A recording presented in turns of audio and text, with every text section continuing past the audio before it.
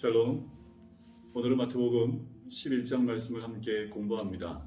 우리 1장부터 10장까지 장제목을 통해서 한번 복습해 보도록 할까요? 1. 족탕 2. 이동하는 등번박사 3장 셋 세례 요한이지요. 4. 사시 시험입니다. 5장부터 7장까지는 산상순이었죠. 5. 팔복 6장은 유괴게 주는 기도 주기도문이었죠. 7장은 황금률입니다. 황금 7하는 장 7장에 나온다고 했죠.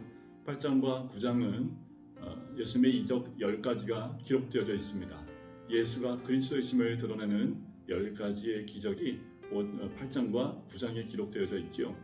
이제 10장에는 12명의 제자를 파송하는 장입니다. 저 파송장, 파송 설교라고 하지요.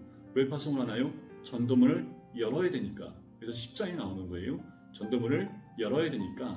그래서 파송을 하는 거지요. 그래서 파송 설교가 나온 이유는 열어야 되기 때문에 그렇습니다. 그래서 10장은 파송장, 파송 설교라고 외우시면 됩니다. 11장은 이렇게 외우시면 돼요. 일일이 질문하는 장입니다. 누가요? 세례 요한이 예수님께 두 제자를 보냅니다. 그리고 오실 이가 당신입니까? 다른 일을 기다려야 됩니까? 하면서 일일이 질문을 해요. 그것이 11장의 장제목입니다. 11장은 세례 요한의 질문이라고 기억하시면 되겠습니다. 자, 10장에서 제자들에게 파송 설교를 다 하시고 난 다음에 자 11장 1절에 보면 예수께서 12제자에게 명하기를 마치시고 이에 그들의 여러 동네에서 가르치시며 전도하시려고 거기를 떠나 가시니라. 우리 주님은 말씀하고 끝내는 분이 아니라 5장부터 7장까지 천국복음인 산상수를 말씀하시고 바로 내려오셔서 그 삶 속에서 그 말씀대로 기적과 이적을 행하시는 모습을 보여주셨지요. 또한 10장에서 파송 설교를 하면서 파송하면서 그 제자들에게 어떻게 살아야 되는지 또 전도하면서 어떠한 자세를 가져야 되는지 여러 가지 말씀하시고 난 다음에 우리 주님이 직접 그 모습 그대로 여러 동네를 가르치면서 다니시면서 전도하시는 모습이 1절에 등장을 합니다. 근데 그때 요한은 옥에 갇혀 있을 때인데요. 2절에 보니까 요한이 옥에서 그리스도께서 하신 일을 듣고 제자들을 보냅니다. 왜 그랬을까요? 자, 세례 요한이 이렇게 질문을 해요. 오실 그이가 당신이오니까 우리가 다른 일을 기다리오리이까. 여기서 우리 한 가지 물음표를 던질 이유가 있습니다. 왜냐하면 세례 요한이 몰라서 묻는 걸까요? 우리는 이미 3장에서 세례 요한이 예수님이 오시는 것을 보고 당신이 메시아이심을 이야기를 합니다. 예수님이 메시아이심을 이미 세례 요한은 한눈에 알아봤습니다. 그런데 11장에 와서 오실 그이가 당신입니까? 우리가 다른 일을 기다려야 됩니까? 라는 이 질문을 왜 그랬을까요? 자, 이런 내용을 우리가 기억하시면 돼요. 이미 세례 요한은 내 뒤에 오실 이가 있는데 그분이 오시면 이런 일을 하신다. 그 내용을 보면 다 심판의 메시지입니다. 그리고 예수님이 오셨지요? 메시아로 오셨습니다. 그런데 그 이후에 메시아로 오신 예수님의 삶의 이야기를 들어보니까 심판이 아니에요. 복음을 선포하시고 또 구원에 대한 이야기를 하시고 많은 병자를 고치시는 것을 보고 세례 요한이 자기가 알고 있었던 그 메시아의 모습과 다른 것을 보는 거지요. 근데 엄밀히 보면 다르지 않습니다. 세례 요한이 몰랐던 건 뭘까요? 초림으로 오신 예수님의 모습과 재림주로 오신 예수님의 모습을 구분하지 못했다는 거지요. 세례 요한이 얘기했다는 것은 재림주의 예수님의 모습입니다. 초림으로 오신 예수님이 무슨 일을 하고 또 많은 영혼을 주께로 돌이키고 십자가 사역을 통해서 많은 영혼을 구원해내는 일을 이 세례 요한은 알지 못했던 거지요. 그래서 제자 둘을 보내서 질문했던 겁니다. 예수님께서 이런 대답을 하시지요. 4절에 보니까 너희가 가서 듣고 보는 것을 요한에게 알리래. 우리 예수님이 다른 말씀 안 하십니다. 너희가 듣고 보는 것을 세례 요한에게 전해주라 라고 합니다. 그것이 뭐냐면 5절에 맹인이 보며 못 걷는 사람이 걸으며 나병 환자가 깨끗함을 받으며 못 듣는 자가 들으며 죽은 자가 살아나며 가난한 자에게 복음이 전파된다 하라. 이 말씀은 이사야 35장과 이사야 61장 내용을 함께 같이 드러내는 모습입니다. 근데 이곳에서 더 추가된 말씀이 뭐가 있냐면 죽은 자가 살아나며 라는 거예요. 예언을 능가하는 말씀이 더 추가가 되는 것을 볼 수가 있습니다. 여러분, 맹인이 눈을 뜨는 것은 구약에 한 번도 일어난 사건이 없습니다. 맹인이 눈을 뜬 사건은 구약에 어떤 사람도 이 이적을 일으킨 적이 없어요.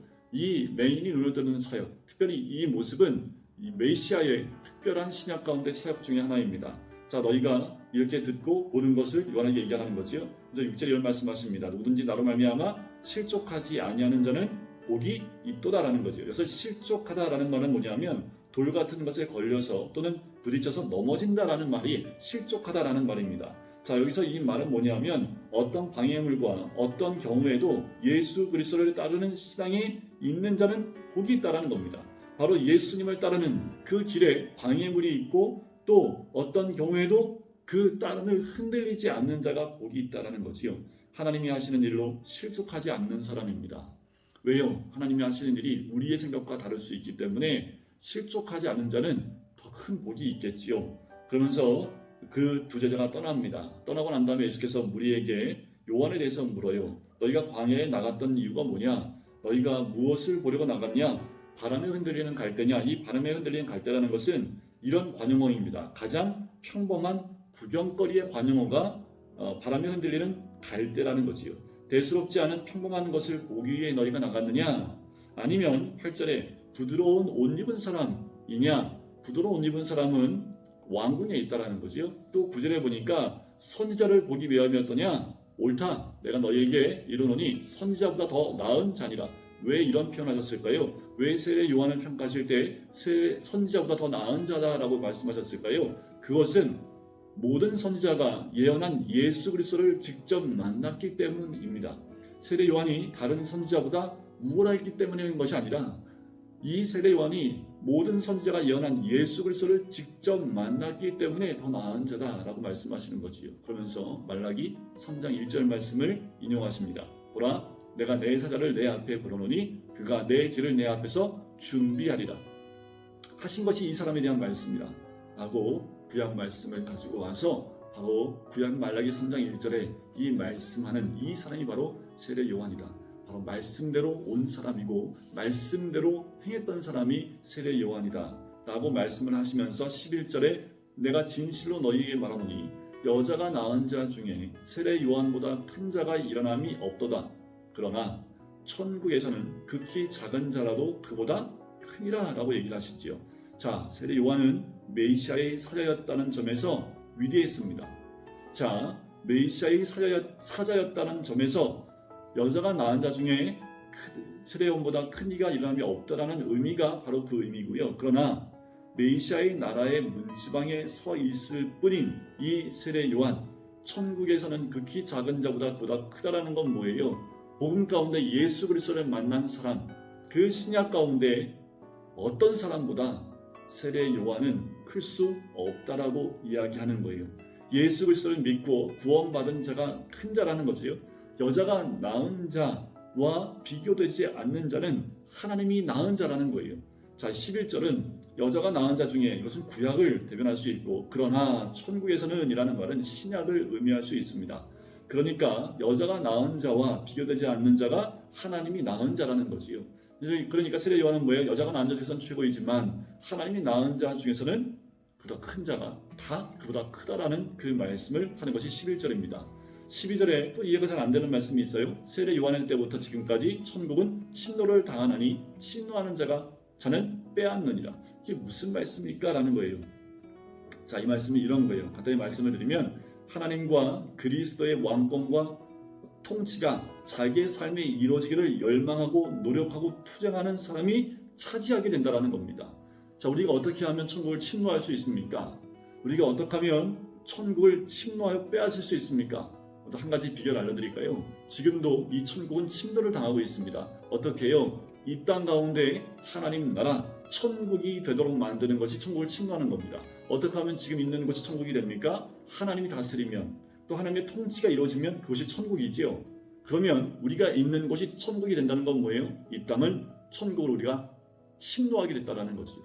그래서 이 땅 가운데서 여러분 하나님의 통치가 이루어지는 곳을 늘려가셔야 됩니다. 그러면 그 천국을 침노하는 거지요. 여러분들 일하는 일터가 천국이 되어야 됩니다. 여러분들 살고 있는 집안이 천국이 되어야 됩니다. 그 말은 뭐예요? 하나님이 다스리는 땅이 되어야 됨을 의미하는 거지요.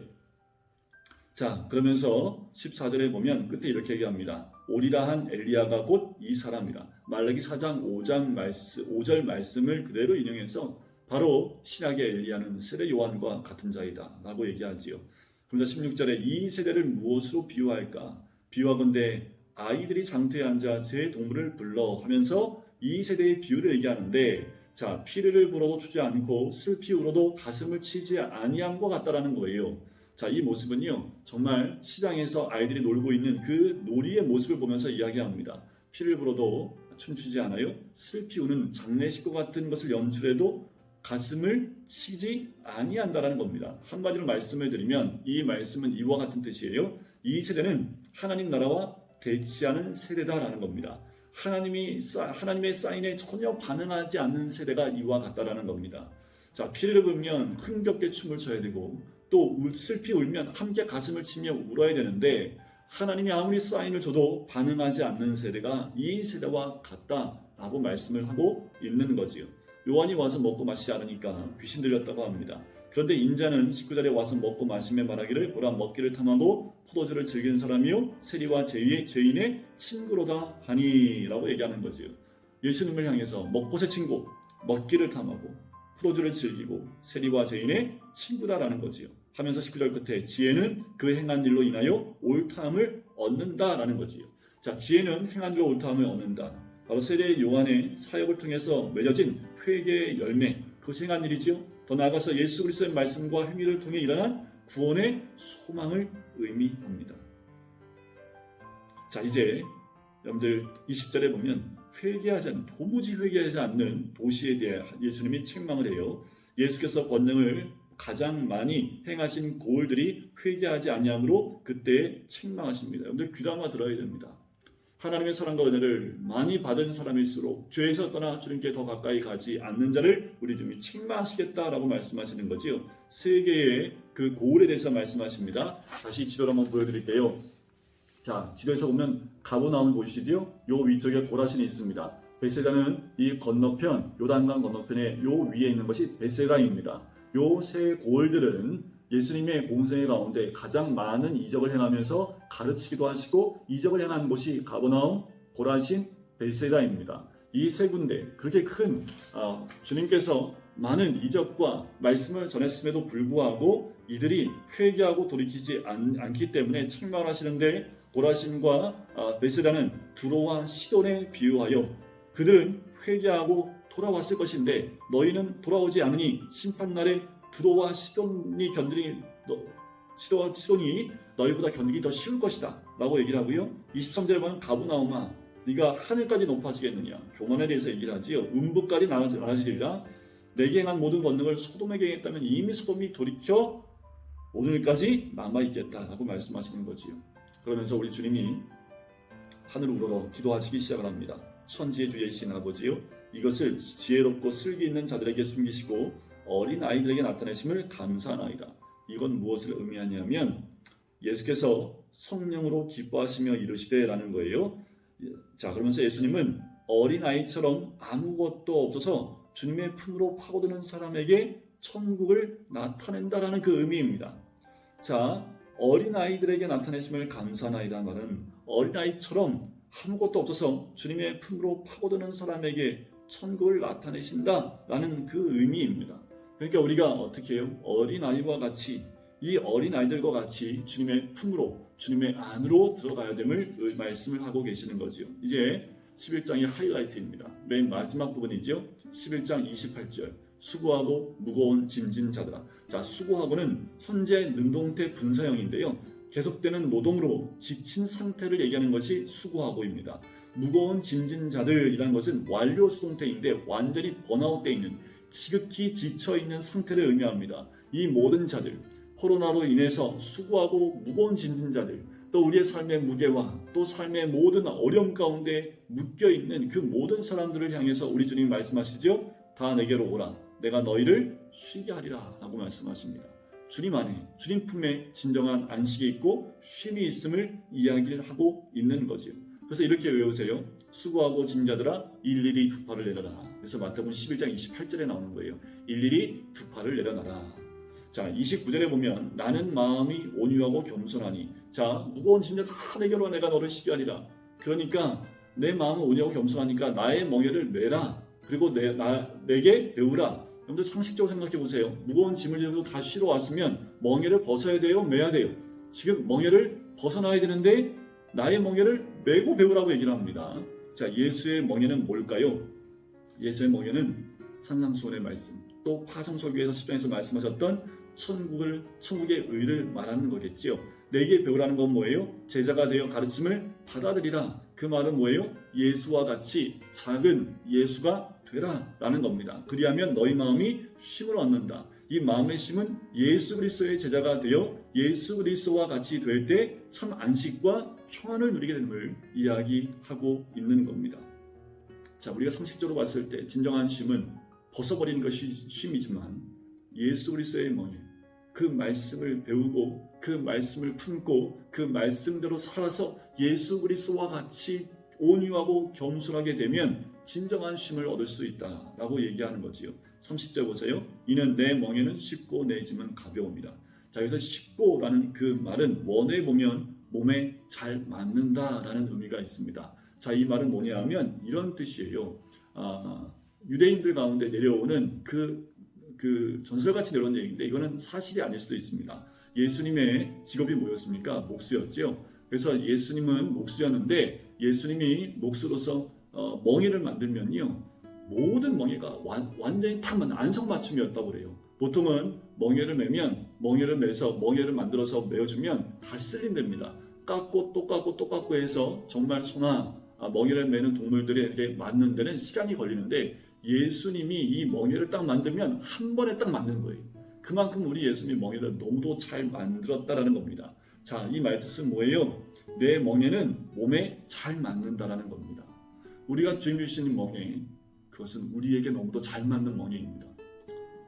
다른 사람이 그 멍에를 질 수 없어요. 우리를 위해서 만드신 멍에이기 때문에 그 멍에는 나에게 너무도 잘 맞는 겁니다. 여러분 지금 메고 있는 멍에가 어떤 멍에이십니까? 혹시 그 멍에는 우리 예수님께서 우리에게 주어진 멍에 아니십니까? 그 멍에 제가 지을 수 없습니다. 저는 그 멍에 감당할 수 없어요. 하지만 여러분에게 가장 알맞는, 가장 몸에 잘 맞는 멍에를 우리 주님이 주셨다면 우리가 그것을 감당해낼 수 있는 넉넉한 힘이 있고 또 그 짐은 가벼울 수 있습니다. 분명한 건 뭐예요? 온유와 겸손 가운데 예수 그리스도를 배우고 예수 그리스도와 같은 그 마음을 가질 때 어떠한 멍에를 매도 진정한 쉼 가운데 들어가게 되는 줄 믿습니다. 오늘도 주님과 동행하시면서 주님이 말씀하신 대로 순종함으로 진정한 삶의 편안과 안식을 누리시는 우리 모든 성도 되시기를 주님의 이름으로 간절히 축원드립니다. 기도하겠습니다. 사랑하는 주님 감사합니다. 하나님, 우리의 삶의 모든 것을 주관하시는 주님, 세례 요한을 통하여 이 땅에 주님의 오심을 알리셨던 주님, 그가 알지 못했던 그 사람 또 그 모습이었지만 주님께서 그들을 평가하시고 또한 복음 가운데 있는 것이 얼마나 큰 축복인지를 말씀하시고 많은 권능 가운데 돌이키지 않는 그들을 향한 마음의 답답함이 있으셨고 수고하고 무거운 모든 힘자를 부르시며 진정한 안식을 주기를 원하셨던 주님, 우리에게 진정한 그 안식과 쉼이 있는 복을 누릴 수 있도록 축복하여 주시옵소서. 감사드리며 예수 그리스도의 이름으로 기도드립니다. 아멘.